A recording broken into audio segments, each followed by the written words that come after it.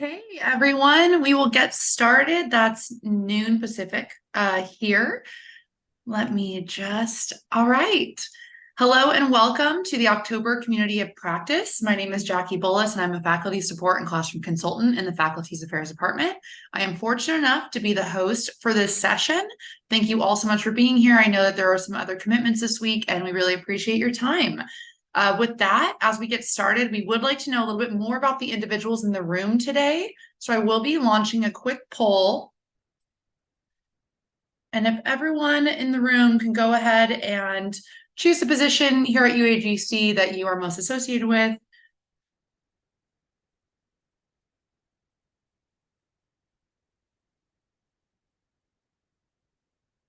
Okay.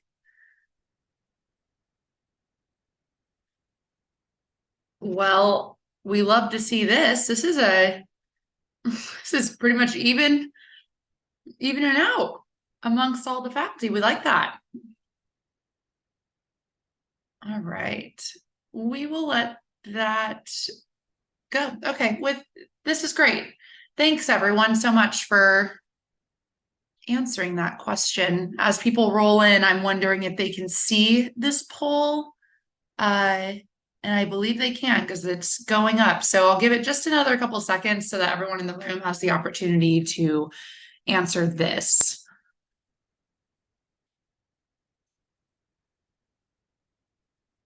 Okay. All right. I'm going to go ahead and end the polls now. Thank you all so much. We have a great group of associate faculty in here with us, along with full-time and program chairs. This is amazing, and staff as well. So thank you all for being here.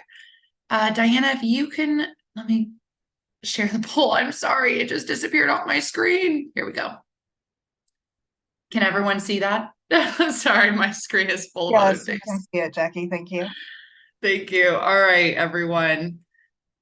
Diana, if you don't mind the next slide. Amazing. Okay, during this session, we will continue our conversation about the importance of applying course development principles and evidence-based teaching practices to the development of your philosophy of teaching. We'll post the link in the chat for your convenience. Let me go ahead and get this to everyone, this teaching philosophy. So everyone has access to the link. As we begin, consider how the UAGC culture of care supports creating a teaching philosophy and encourages reflection on how you, as a faculty member, can show care to students. Each community of practice is designed to engage our community in collaboration, knowledge sharing, and problem solving to support our own development, which furthers the evolution of the UAGC instructional culture of care. For your convenience, a link to the philosophy of teaching worksheet, which is in the chat, has been linked, is now in your possession. Now I will hand it over to Diana, who will get us started. Thank you, Jackie. So my name is Diana Bogan. I am a faculty development and coaching specialist in the Faculty Affairs Department. Amy Erickson is not here, but she did help me create this presentation. So I want to give a shout out to her, who I'm sure will watch this on the replay later. So in August, Faculty Affairs launched the Faculty Development Curriculum for the new academic year. At the core of this curriculum is a course and workday titled Leveraging a Philosophy of Teaching. The course is available now, and we'll post a link to it in the chat. In addition to the course and workday, the curriculum includes a year-long opportunity to discuss how educator practitioners, like many of our faculty, can enhance their course facilitation practices by creating an individual teaching philosophy. The curriculum introduces key learning theories and explains key principles of course design. Educator practitioners often have expertise in their fields of study, but lack backgrounds in learning theory that informs the design of courses they teach and influences their practice in the classroom. This gap in understanding can cause a disconnection between course facilitation methods and the intent and outcomes of the course itself. To help resolve that disconnection, we are leveraging these community of practice sessions to explore themes in the curriculum. So in July, we started off the conversation with defining the philosophy of teaching as a statement that describes your core beliefs about the purpose of teaching and learning, a high-level description of how you teach and why you teach that way, how you think students learn best, and your goals as an educator. In August, we discussed applying learning theory such as constructivism, cognitivism, social learning theory, and cognitive load theory into your teaching practices. In September, we introduced you to backward design and the Socratic method. We had wonderful guests from the philosophy department that showed us how to use the Socratic method to spark curiosity, inquiry, and critical thinking in student learning. We have some resources and recordings from our previous sessions, and Jackie's going to drop those in the chat so that you can access those later.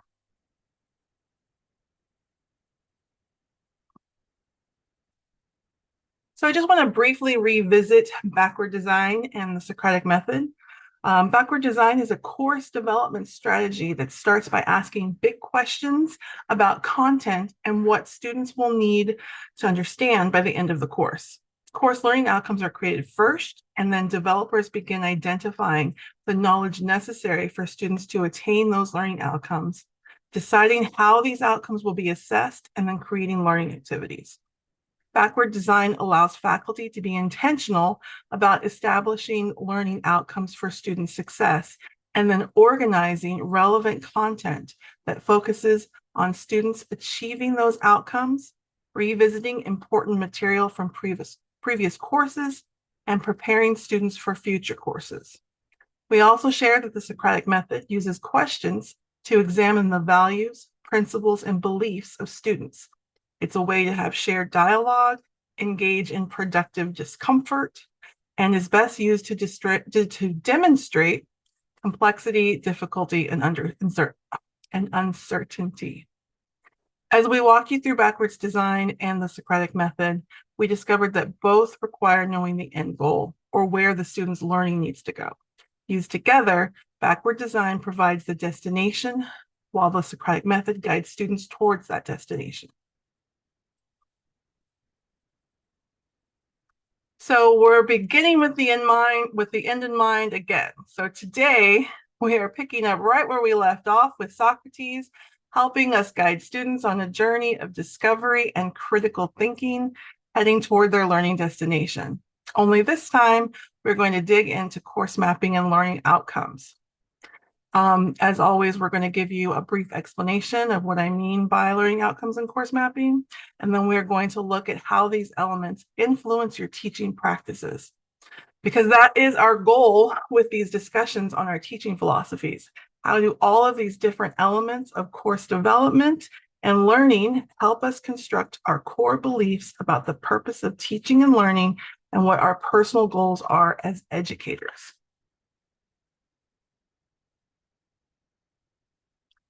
So before we jump into today's discussion, based on what you know about learning outcomes and the Socratic method, when using the Socratic method, what role do learning outcomes have on the questions you ask? If you would please type your answers in the chat while I let some productive discomfort in the form of awkward silence occur so you can think on your answers. That is, unless there is one brave person out there that wants to jump on and quickly share their answer.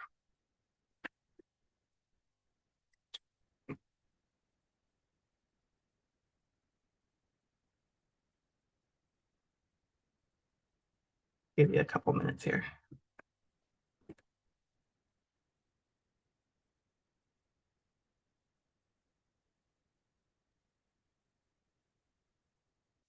Build on learning outcomes going toward the goals of the course. Yes, Maria. Provide guidance for achieving critical thinking, guides you on your focus, the path of discovery. That's good, Elisa, you're absolutely correct. Critical thinking and application. Use learning outcomes to guide questions, yes. Point in the direction towards learning outcomes. Prompt discourse about the topics as related to the outcome. Yes, Bruce, that's a good point there, that you are engaging your students in discourse, because It's okay to discuss things, and getting your students to think about things critically helps them learn. Questions are intended to build on assumptions to guide towards desired outcomes. These are all some really great answers, and we will definitely share the chat out so that when you can have these to look for later if you want more ideas. Dialogue that inspires critical thinking between the teacher and the student, relationship centered. Oh, I like that, Deborah. That's a great way to build community in your classroom and with your students while still looking towards those learning outcomes. All right, so we are going to move on to the next slide.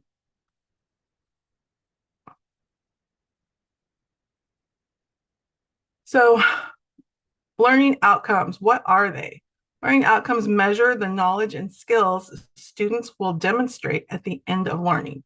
This includes a degree through institutional learning outcomes, a program through program learning outcomes, the end of a course through course learning outcomes, or at the end of a week or a unit through learning outcomes, weekly learning outcomes. This diagram illustrates that institutional learning outcomes inform the program learning outcomes. Program learning outcomes then inform course learning outcomes. Course learning outcomes inform weekly learning outcomes. This is kind of an important concept to remember. You may have heard this described as mapping. So weekly learning outcomes are mapped to course learning outcomes to program learning outcomes, and so forth.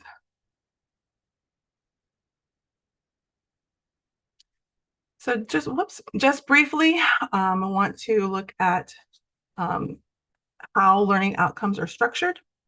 Learning outcomes should be measurable, specific, and appropriate to the learning. They should include just one action verb using Bloom's taxonomy.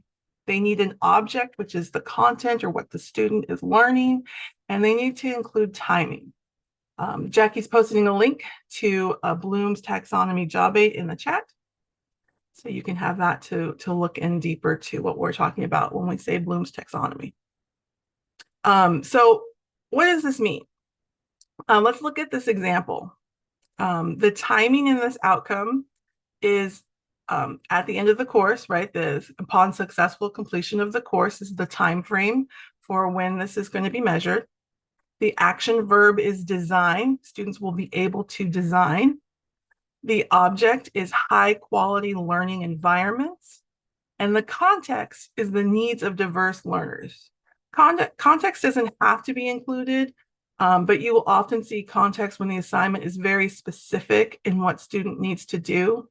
In a lower level course, maybe students would just describe high quality learning environments, but in a graduate capstone, maybe they need to specifically design a learning environment for diverse learners. So that's where you're going to see context help describe the object that they're creating or doing. So why are learning outcomes important? So first, learning outcomes provide critical information to course developers, institutions, students, and faculty. Course developers use learning outcomes to drive course development and course revisions. At an institutional level, learning outcomes help curriculum developers sequence courses correctly and ensure that a program is complete.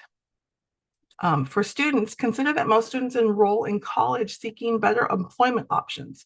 Many will require a degree demonstrating qualifications to work in a specific industry. The learning outcomes let prospective students know if successfully completing a program will prepare them for the workforce. And for faculty, when they're teaching a course, learning outcomes can guide them in their teaching practices, such as through their instructional feedback, formative assessment, how they approach discussion responses, and even the type of announcements that they post.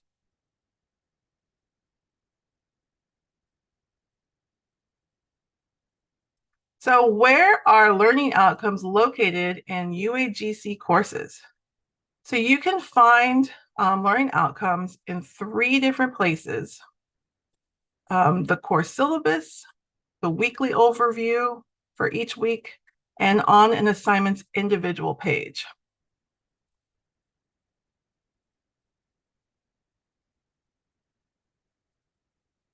So here's an example of weekly learning outcomes. The last slide showed you could find it on the home page, but you can also get to overview pages by clicking on modules in that left-hand column. And then you can choose which week you want to look at the overview.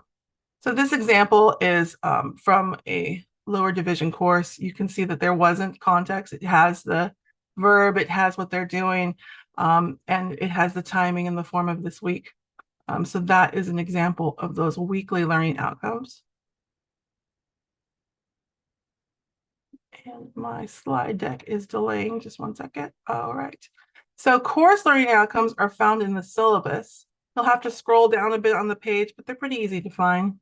And those, you'll see there's just 5 learning outcomes in this course. It has the timing, and then it has all of the learning outcomes there.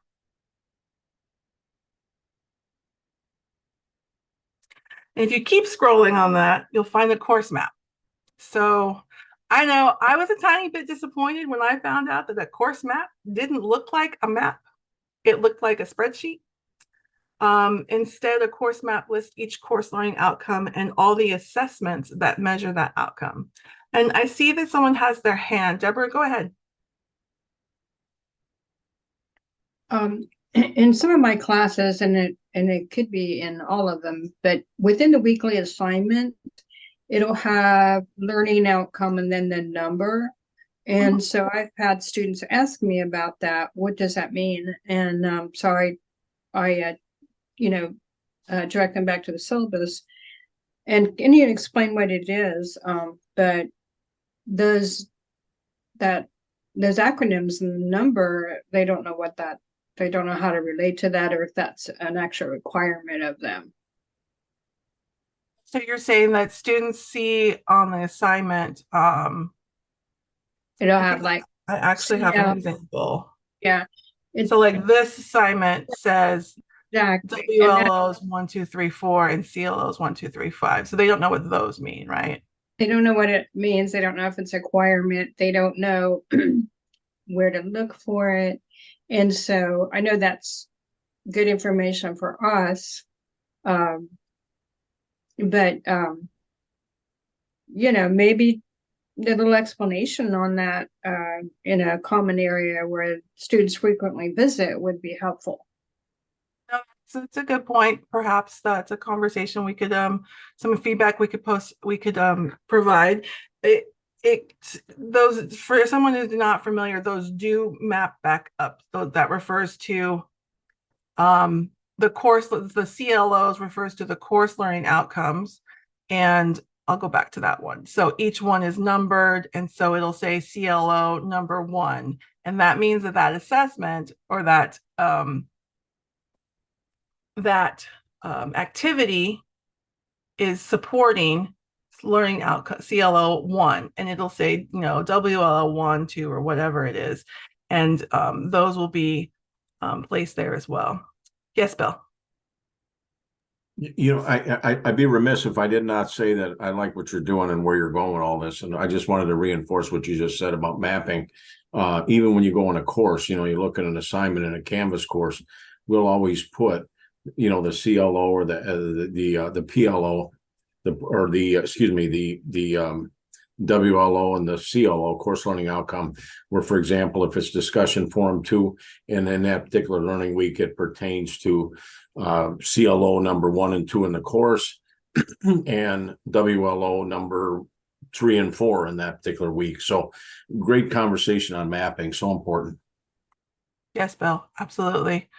But yeah, I understand the other question on explaining that to students, and that could be a good opportunity for faculty to share that those learning outcomes can be found in the course map, and to just that they're there to guide students to know what the intention is, and it guides faculty on how they can provide their feedback and their support. All right, are there any other questions before? Just Diana, the question that, or the information that Sue is asking about in the chat. They're fantastic questions. What I'd like to do is, that is not necessarily in our development area, Sue, but I love where you're going with that. So if I could, I'd like to take that to our assessment and course development team and have them get me some answers for that. And then I can reply back to everyone who is in this meeting, if that helps. Yes, that helps. I'm sure that helps. Yeah, Sure. so that is a great question. That might be a good future dish topic too. Okay, so let's see. Sorry, folks. I'm trying to remember which slide we were on. We went backwards a little bit. So we found course learning outcomes. We found the course map that doesn't look like a map, but gives some very good information. So you can see in this course, there were 5 course learning outcomes, and CLO1 has 14 assessments that will measure this learning outcome. It is in this way that the course map shows us that each learning outcome is supported by multiple learning activities. This helps create integrity and pedagogical depth in the learning experience. The course map also has the institutional learning outcomes and UAGC mission statement. Jackie's going to post in the chat because if you're interested in seeing how course learning outcomes are mapped across a program, there is a institutional data page on the UAGC website that has the program learning outcomes. So you can look up your program by your college program and then the most recent year. And this gives you some great information on where the courses that you're teaching fall within a program. Because just as knowing where the end goal for your course is, it's good to know what students have already learned and what they're going to learn next. So looking at those learning outcomes and where your course falls in the sequence can give you some additional insight that you can share in your teaching practices. All right. So for the individual assignments, this is a summative assessment example. This is the week 5 final paper. And it shows that it maps up to all 5 of the CLOs, because if this is the summative assignment, it should assess students on everything that all of the outcomes for the course, right? But other assignments, you'll see that they have maybe only support a couple of the learning outcomes.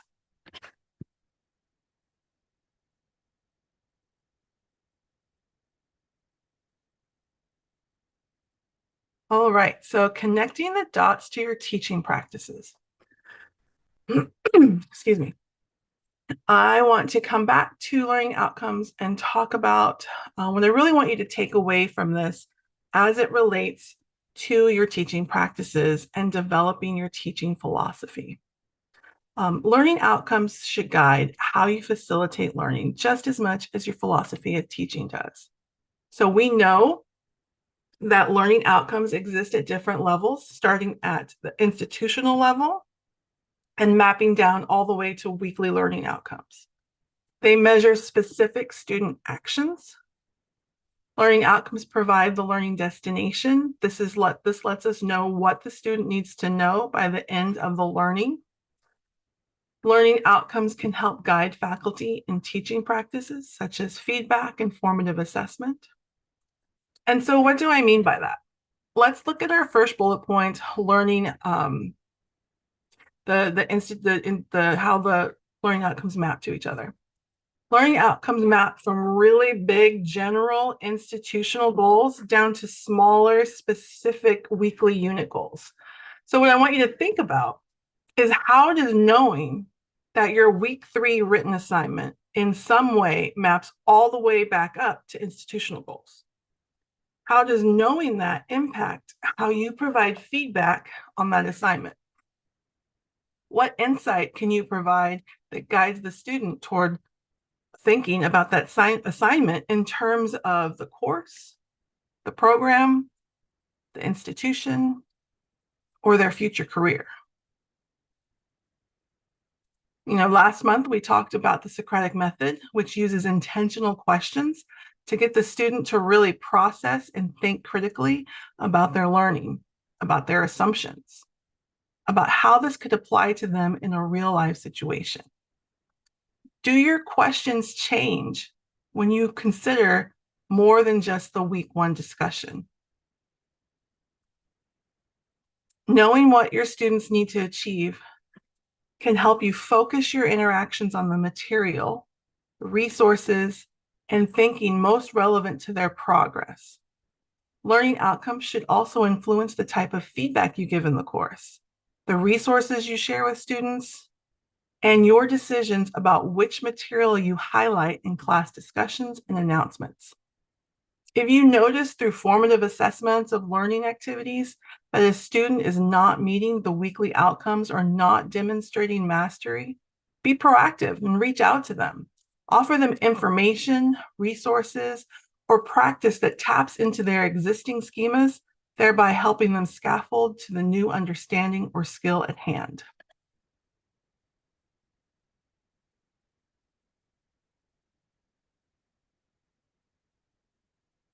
Okay, folks, it's that time again in our session. We are going to jump into breakout rooms. Today's question is also a bit of a challenge. In your next course, how will you intentionally use learning outcomes in your teaching practices? What are you going to do differently based on today's discussion? Do you need to revisit the course map? Do you need to look at the discussion responses and feedback you gave in your last course? Jackie's going to throw you into, I shouldn't say throw, she's going to place you gently into breakout rooms. And I can't wait to hear what you come up with when you come back. Diana, one of the things, and I'm just going to plug away here, is I did the last 60 seconds of our conversation, but one of the things that, we got into, I wish that conversation had been recorded. It was fabulous. And we just have fabulous educators here at UAGC. One of the things that I loved about it was how vulnerable folks were in talking about what they're doing, what they're not doing, things that they're gleaning from the conversations that we're having today. But if you have not already, or if you lead any faculty, I swear I saw Tony Farrell's name in here. Beep, beep, Tony Farrell.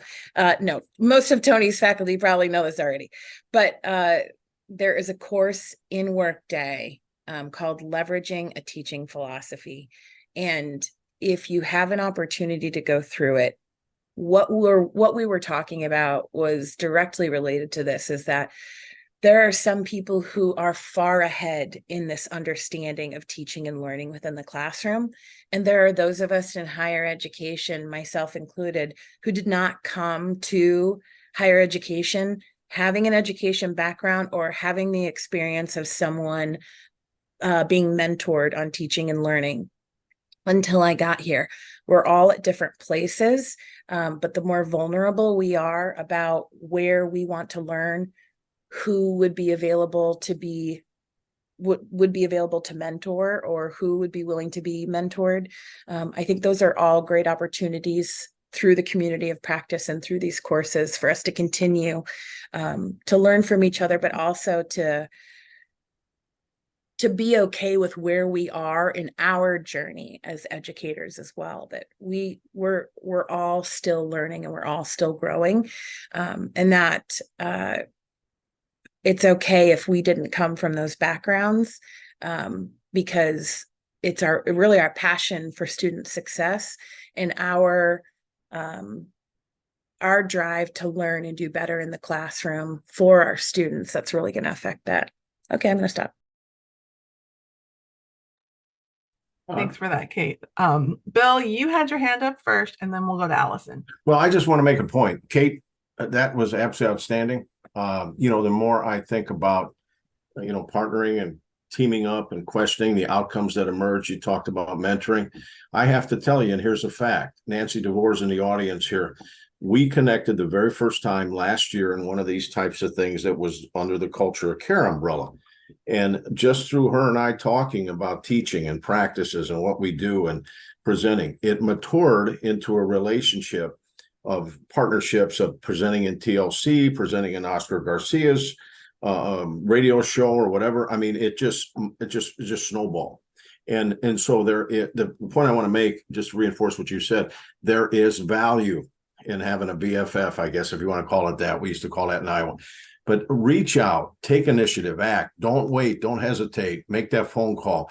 There's somebody you want to learn from. For example, I surely don't know everything, but I'm open to learning and I'm open to helping. So if you ever want to leverage my 30 years of experience, or 18, but soft drink experience too, what I've done techniques, call, let's talk. I mean, I've got 15 minutes to 30 minutes, even an hour if you want, but if there's anything I can do to help anybody, I'm always here. Nice point, Kate. And I just wanted to piggyback on what Kate and Bill said. You know, we have so many of our adjunct faculty here with us in these meetings every time, which is so amazing to me. But if you ever feel like there's something you're not knowledgeable about your course, or more specifically your program, that's on us. That's not on you. So don't ever feel like you should know something, you're lacking, it's your own, you know, misinformation or misknowledge. That is not up to you. That is on our program chairs and our full-time people to get that across to you. So, you know, we were talking a little bit about program learning outcomes. If you don't know where your course that you teach on a regular basis falls within the sequence of the program, let us help you understand that, because that is our job. Most of you teach one course, right? And you have that, your master's at that one course, but it'd be good for you to know what comes before and what comes after and what the program learning outcomes are. So if you feel like that's something you don't know, which our group said they didn't feel like they knew that information, then that's something we need to get that to you. So please don't ever hesitate to, you know, reach out to anybody on this team or your program chair, and we'll get you that information. And I'm thinking in general, Teresa, Haley, you know, this group, that might be another topic for us to move into in the future.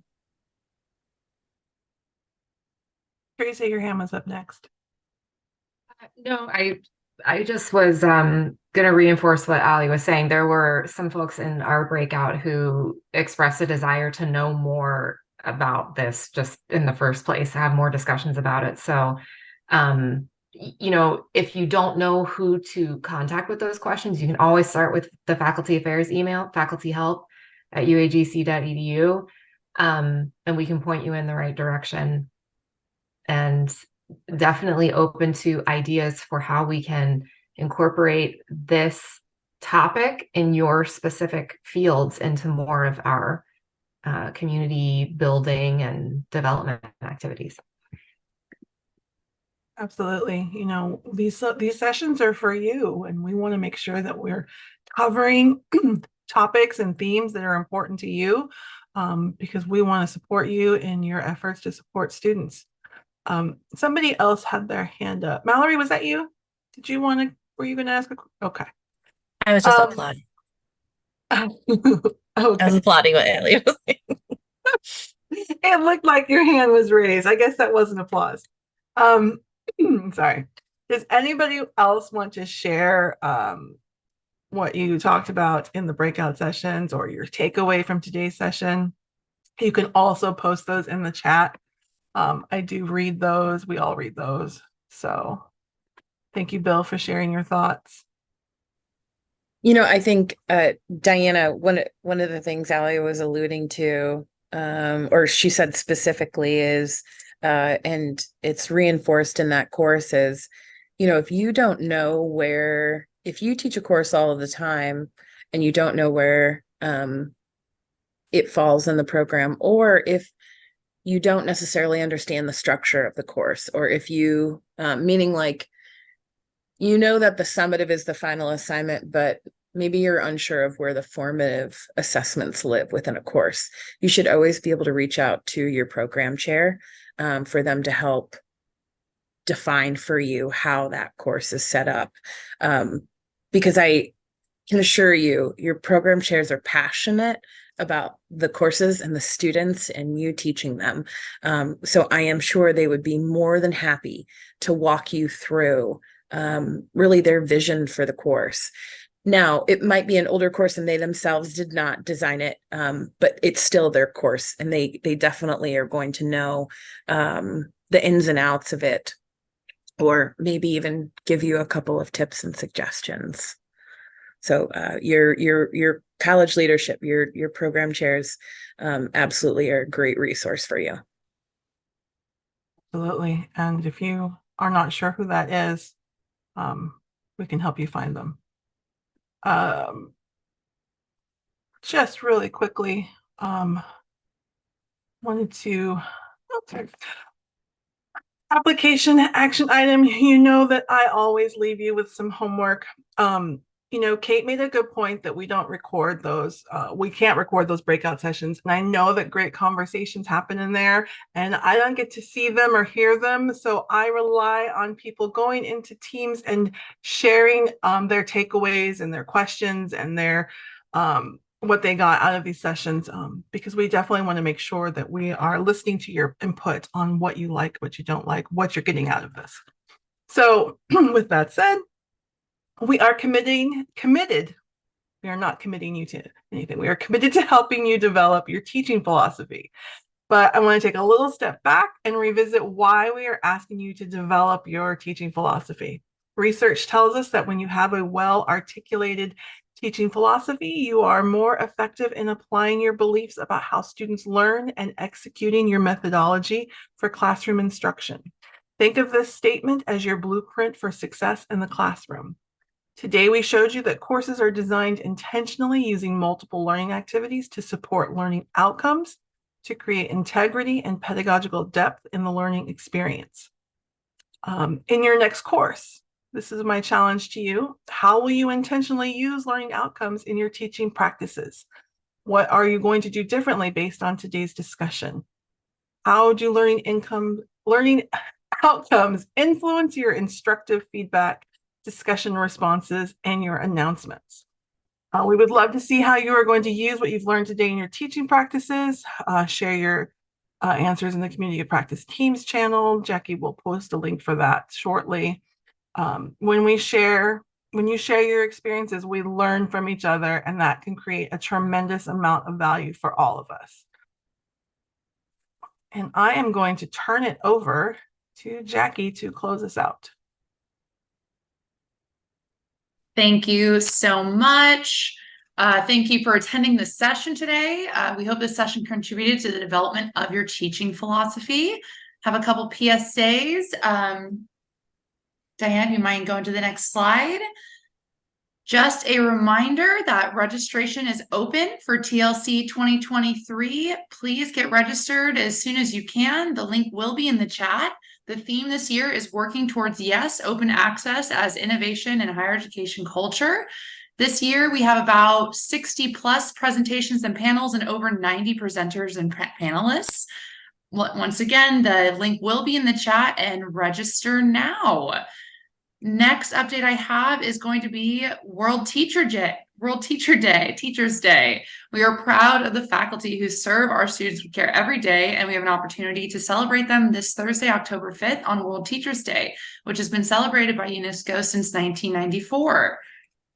The theme for World Teachers Day this year is the teachers we need for the education we want, the global imperative to reverse the teacher shortage.